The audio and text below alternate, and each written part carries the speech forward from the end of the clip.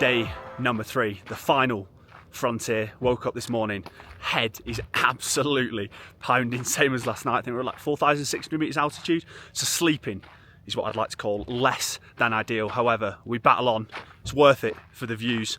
I'm going to spin you straight right, check what we're looking at this morning. It's just absolutely ruthless behaviour. Sunrise over, it's just Naughty Lake, just where you can see all the steam coming off, like the geothermal bit there in the distance. And then yeah, there's just an absolute shed ton of flamingos. I did go to fly the drone, and I'm not even joking, I just took it off within like 3 seconds, and about 40 birds all just started pile driving all over the place. So no drone footage this morning. However, it's the final day, we keep it moving, we keep it active.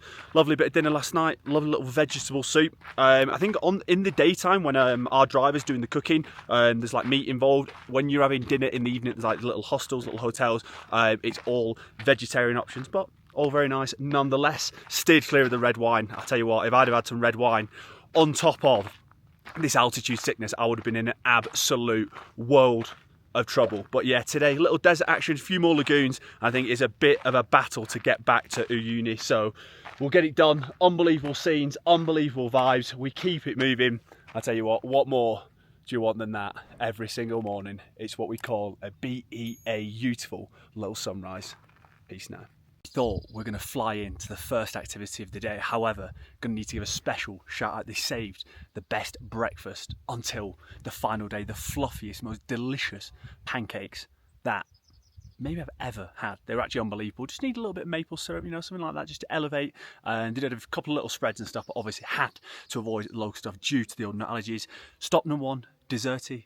Didali, lovely little joint to be fair, 4,750 meters in the old altitude, so hopefully you can appreciate one, the colours, the scenery, the wildlife, the nature, but also G-Dub's putting the old cardiovascular ability to the test. Got M on the sticks, and I was just sprinting into the desert, into the distance. And I tell you what, I reckon I ran about 400 meters, 500 meters, and I was blowing as if I've just done a PB on the old 5K circuit. But yeah, beautiful little colours there. It's deemed the most picturesque desert in the world, so I'll let you decide and let me know in the old comments.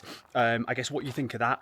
They say it's like supernatural colours. I think it's, I mean, super beautiful, super nice. And the colours there, I don't know about supernatural, but again, let me know what you think in the comments. I didn't see any wildlife. It is an unbelievably arid place. I don't know how people survive there, but apparently there are 8 different birds. Obviously the cactus that have, adapted to the old scenery. There's foxes and a few of the old pumas. Didn't see any pumas, but yeah, beautiful little stop. It was only about 10 minutes from when we had breakfast, so super easy to get to. And then we've just been battling on the old roads today. There's been beautiful views, but we've been driving for about 3 hours now on rickety roads. M's in the back bouncing around, but do you know what I mean? You take the rough with the smooth, and the rough is the road, the smooth are the beautiful views you've got as you're kind of walking, meandering, flying about the old place. We stopped at a little word, I can't remember the word for it, but basically it's a Spanish word for oasis. And again, that was a silly spot. There's probably about 400 or 500 llamas knocking about there, having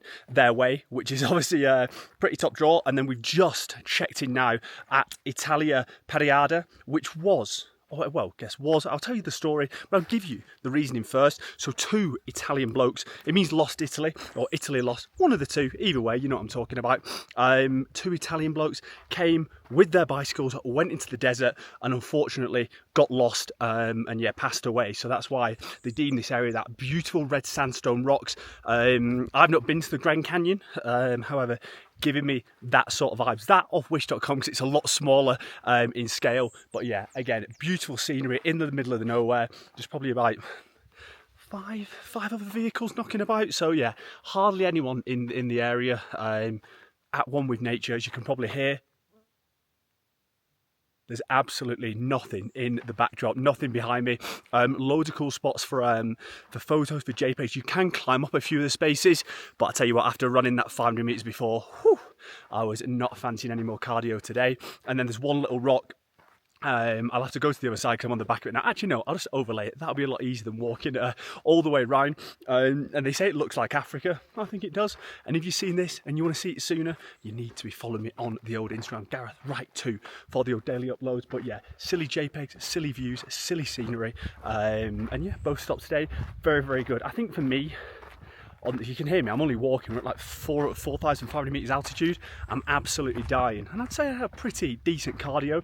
But I think for me, on these trips, this is just some initial feedback. I'm gonna give some more at the end or in a separate vlog. I would rather do less stops, but have more time there and not be as rushed. I think there's a couple of things, especially yesterday where you're there, it's like 10, 15 minutes, 20 minutes. I'd rather do less stops and get amongst it, get involved. But yeah, let me know what you think so far. Any questions always, bang it in the old comments. See you at the next stop. Might be lunch, might be some more beautiful scenery. Peace. It's just another ruthless little setting that you can get up close and personal with the old llamas here. This is Black Lagoon. Aptly named because it's a massive lagoon. Guess the colour? You guessed it right. It is black. Lovely little setup. This is a bit of a walk, to be honest. I'd probably say you want, they said 45 minutes, but I think it's probably an hour's walk, meandering up. It's a little bit difficult in parts, a little bit rocky. Yeah, up and around. Loads of cool little spots for a little JPEG, for a little MP4 file. For me, very much reminded me of like Lord of the Rings. There's one little rock that reminded them of like Lion King when it's like, Savannah. How good is my singing? Let me know in the old comments. But yeah, another great little stop. Would highly recommend. It's, as I say, you want an hour here because it's probably about 20-25 minutes walking all the way to the top where the Black Lagoon is. And then when you walk back down, not on the rocks, like on the kind of like valley floor, there are an absolute shed ton of llamas. We're absolutely inundated with them. Baby ones, white ones, black ones, brown ones, multicoloured ones. It's absolutely top draw. A couple of little rivers flying about there, a few fish in the old mixture as well. But yeah, another beautiful little setting. And then we just had a little bit of the old lunch. Again, our driver, basically the driver, doubles up as the chef. Unbelievable driver, an unbelievable chef, so can only say good things about him. Final day, little salad number, pasta salad, a little bit of pasta on the side, and these like burger things, which are actually top draw. And it's good as well because there's people on our trip who are vegetarians, so that means one thing and one thing only. G-Dubs, get some more food, the things you love to see. But again, get this on the list. Every single spot today has been absolutely top draw.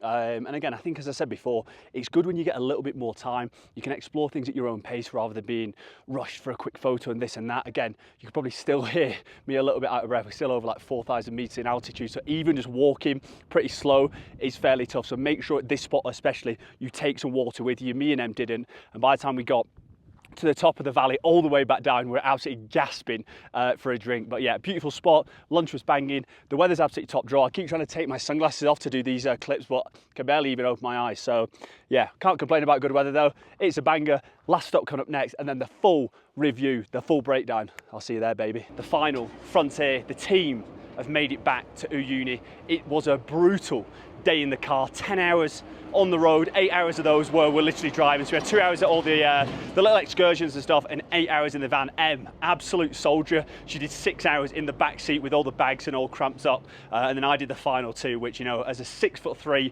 absolute Adonis / beanpole, whichever one you want to say, it is not comfortable. But few little stops, actually I say few little stops, one stop to cover before we hit the road to get back here.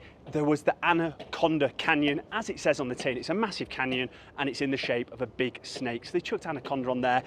Would highly recommend this. Flair for JPEGs, flair for videos, but again, it's just the power of the drone, getting that aerial top down, bird's eye view. It just elevates the entire landscape. So for me, 2 things. 1, go to the Anaconda viewpoint, and 2, get yourself a drone. We've got Em on the edge of the rock, flying the drone over. It's just absolute ruthless vibes, ruthless scenes, and yeah, just a ruthless way to cap off an unbelievable 3 days. For me, the whole trip was phenomenal. Every single place we went to, bar 1 or 2, like, do you know what I mean? The Salt Museum, I'd can that off, and also the train graveyard, I'd just sack that off if you press for time. But again, it's part of the whole package, coming to a place like this, getting the full feel and the full experience. So if you have got 3 full days, I would definitely go to every single place that we went to. If you want my top 3 highlights, it's of course the Uyuni Salt Flats. That is by far the best place I've ever been in my entire life. Above the Great Wall, above the Taj Mahal, above the pyramids in Egypt. So yeah, I would highly recommend that. The sunset,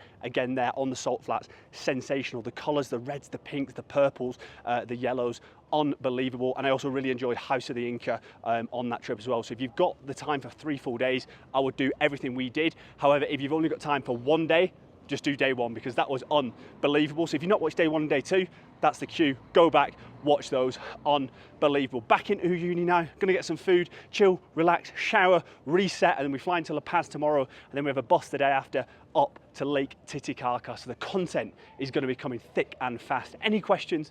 Travel, money, expenses, good things, bad things, things we've done, things we've not done, anything at all, bang it down in the comments whilst you're down there. Hit that subscribe button. We're still en route to 3K subs. I'll see you then, baby. Remember, the chef, he's always cooking. Let's get it.